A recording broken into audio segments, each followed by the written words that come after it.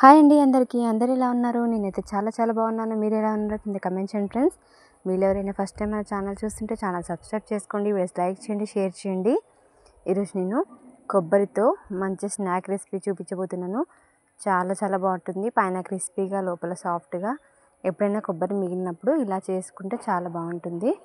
దానికి ముందుగా ఇలా పచ్చి కొబ్బరి ఉంటుంది కదా, ఇలా చిన్న ముక్కలు కట్ చేసుకొని మిక్సీలో వేసుకోవాలి.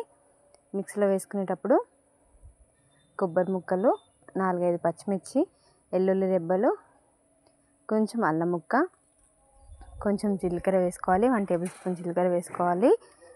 రుచికి తగినంత ఉప్పు కూడా వేసుకోవాలి. వేసుకొని మంచిగా పేస్ట్ చేసుకోవాలి. వాటర్ ఏమీ లేకుండా మంచిగా. వాటర్ ఏమీ అవసరం లేదు, మనం పచ్చి కొబ్బరి వేసుకున్నాం కాబట్టి. చూసారా, ఇలా పేస్ట్ చేసేసుకోవాలి. నేను ఒక చుక్క కూడా వాటర్ వేయలేదు, అదే పేస్ట్ అయింది. ఎందుకంటే పచ్చి కొబ్బరి కాబట్టి ఇలా సాఫ్ట్గా పేస్ట్ చేసేసి పెట్టుకున్న తర్వాత నేను ముందుగా కొబ్బరి ఉంచాను కదా, అది కూడా మిక్సీ గ్రైండ్ చేసేసుకున్నాను. తర్వాత స్టవ్ వెలిగించి ప్యాన్ పెట్టేసుకొని మనం ఏ కప్తో అయితే కొబ్బరి తీసుకున్నామో అదే కప్తో 2 కప్పుల వాటర్ వేసుకోవాలి. మనం ఏ కప్తో అయితే వాటర్ తీసుకున్నామో అదే కప్తో 2 కప్పుల బియ్యం పిండి కూడా తీసుకోవాలి. ఇప్పుడు 2 కప్పుల వాటర్ వేసుకున్నాక అవి కొంచెం హీట్ అయిన తర్వాత మనం ముందుగా మిక్సీ పట్టుకున్నాం కదా కొబ్బరి పేస్ట్, అందులో వేసేసుకోవాలి. ఇదే స్టేజ్లో మీకు ఏమైనా సాల్ట్ తక్కువ అనిపిస్తే కొంచెం వేసేసుకోవాలి. తర్వాత స్టవ్ ఆఫ్ చేసుకున్న తర్వాత బియ్యం పిండి 2 కప్పుల బియ్యం పిండి తీసుకొని అందులో కలిపేసుకోవాలి.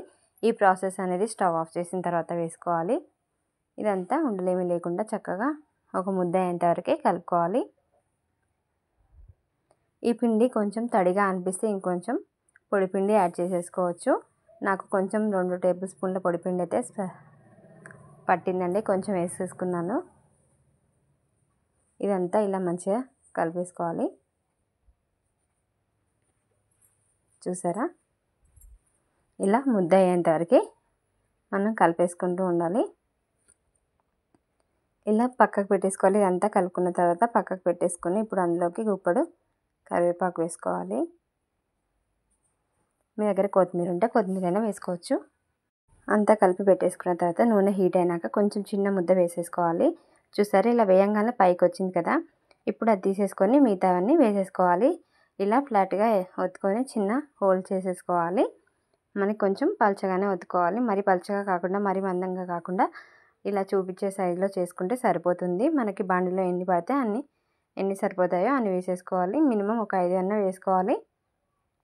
వేసుకొని చిన్న మంట మీద కుక్ చేసుకోవాలి. ఎందుకంటే అవి పచ్చిపిండి బియ్యం పిండి కాబట్టి మనకి ఎక్కువ కలర్ రావు. చూసారా, మీడియం ఫ్లేమ్లో పెట్టుకొని కాల్చుకుంటే ఈ కలర్ వస్తాయి, ఎక్కువ కలర్ ఏం రావండి. ఇలా బబుల్స్ తక్కువ అయిన తర్వాత మనకి తీసేసుకోవడమే. ఇలా మంచిగా పొంగుతూ చక్కగా వస్తాయి. చూసారా, కొంచెంగా ఇలా నురగలు రావడం తక్కువైపోతుంది కదా, అప్పుడు తీసేసుకొని సర్వ్ చేసేసుకుంటే ఎంతో అద్భుతంగా ఉండే పచ్చి కొబ్బరితో గారెలు అయితే రెడీ అయిపోయాయి.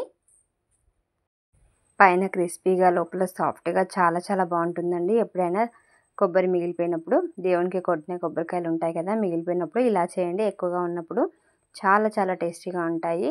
చాలా ఈజీ కూడా. తప్పకుండా ట్రై చేసి ఎలా వచ్చిందో చెప్పండి ఫ్రెండ్స్. ఇలాంటి ట్రెడిషనల్ రెసిపీస్ కోసం మన ఛానల్ని తప్పకుండా సబ్స్క్రైబ్ చేసుకోండి friends. Thanks for watching. Bye.